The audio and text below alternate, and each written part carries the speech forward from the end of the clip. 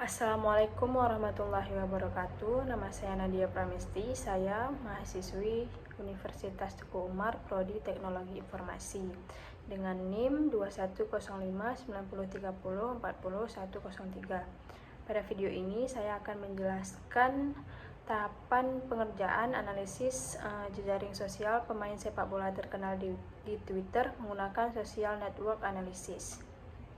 Baik, langsung saja kita mulai. Di sini saya sudah membuat dataset, yaitu dengan ada source dan target dengan jumlah datanya ada 12. Nah, kemudian selanjutnya data ini akan kita masukkan ke software GEPI untuk kemudian dilakukan analisis.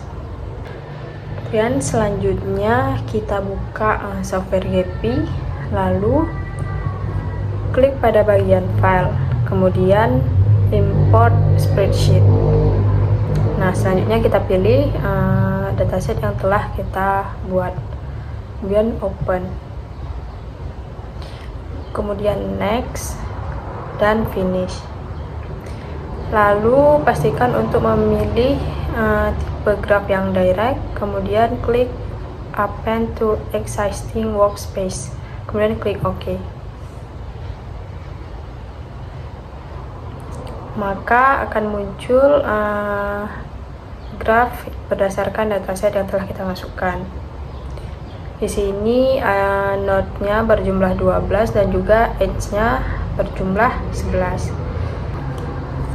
Kemudian selanjutnya kita memilih layout untuk melihat atau memvisualisasikan graf. Di sini saya memakai Frackerman Reingold. Kemudian setelah dipilih kita klik run,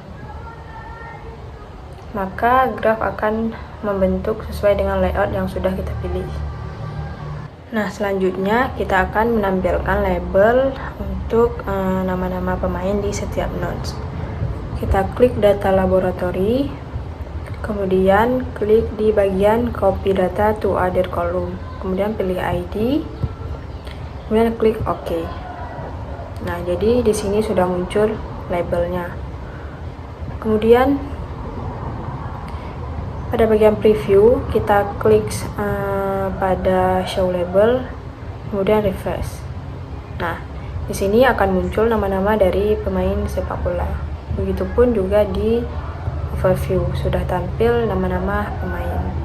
Selanjutnya kita akan menganalisis metrik jaringan sosial, di mana kita akan menghitung degree centrality, kemudian bitwiness dan juga closeness.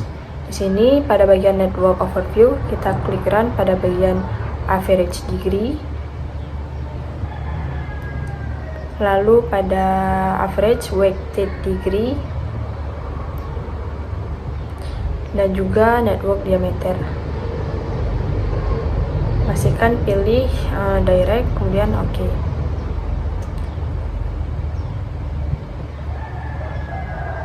Lalu juga kita klik di bagian modularity, kemudian klik OK.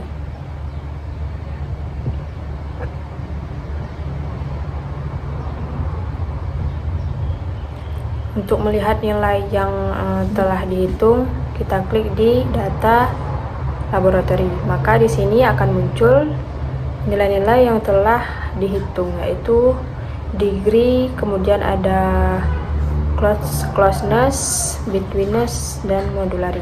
Langkah selanjutnya adalah kita akan memvisualisasikan hasil analisis dengan menggunakan ranking agar kita tahu warna yang akan muncul, kemudian juga menggambarkan ukuran dari node. Di sini di bagian ranking kita klik, kemudian pilih atribut, lalu pilih modularity class, kemudian kita apply. Kemudian di bagian partition kita pilih juga modularity, lalu setelah kita pilih maka di sini akan muncul persentase dari kelas-kelas yang telah ditentukan. Kemudian kita pilih palet, lalu generate. Kemudian kita centang, lalu klik OK. Kemudian selanjutnya kita tekan apply. Setelah kita apply, maka di sini akan muncul warna-warna pada node sesuai dengan nilai metrik yang ada pada modularity class. Di bagian preview juga akan muncul warna-warna. Berikut adalah hasil setelah kita menggunakan ranking.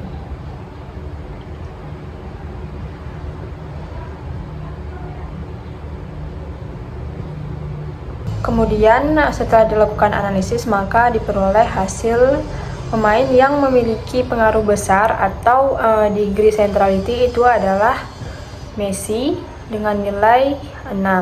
Kemudian pemain yang menjadi penghubung utama ataupun closeness centrality itu juga Messi dengan perolehan nilai 0,83. Lalu pemain yang memiliki posisi strategis di jaringan atau bitwitness itu juga diperoleh oleh Messi dengan jumlah nilai 10. Setelah dilakukan analisis, maka diperoleh graf seperti gambar berikut. Graf ini berdasarkan data yang telah dimasukkan, di mana ada label untuk setiap nama pemain. Kemudian nodes pada graf ini berjumlah 12 dan juga age berjumlah 11 dengan layout Fracherman Reingold. Selanjutnya saya akan menjelaskan nilai degree centrality dari setiap pemain. Yang pertama itu ada Neymar, di mana nilai in degree-nya 0 dan juga out degree 3. In degree ini merupakan jumlah koneksi yang masuk ke sebuah node, atau bisa diartikan dengan seberapa banyak seseorang diikuti oleh orang lain. Kemudian out degree yaitu jumlah koneksi yang keluar dari sebuah node, atau dapat diartikan juga seberapa banyak seseorang mengikuti orang lain. Nah, di sini Neymar memiliki nilai degree 3, kemudian Coutinho 2, lalu Messi memiliki nilai tertinggi yaitu 6 dengan in degree 2 dan juga out degree 4. Lalu ada Mbappe dengan degree 1, kemudian ada Benzema dengan nilai degree 1, Lavezzi 1, Donnarumma 1, kemudian Ronaldo ada 2, Firmino 1, Werner 2, Kane 1, dan juga Sterling dengan nilai degree 1. Lalu pemain dengan nilai bitwitness centrality terbesar diperoleh oleh Messi dengan nilai 10. Hal tersebut menunjukkan bahwa ia memainkan peran penting sebagai penghubung antara pemain lain dalam jaringan. Messi menjadi pemain kunci di mana ia menghubungkan kelompok-kelompok yang mungkin tidak terhubung langsung. Lalu pemain dengan nilai closeness centrality tertinggi juga diperoleh oleh Messi dengan nilai yaitu 0,83, di mana Messi ini merupakan sebagai pemain strategis dan memiliki akses cepat ke pemain lain dalam jaringan.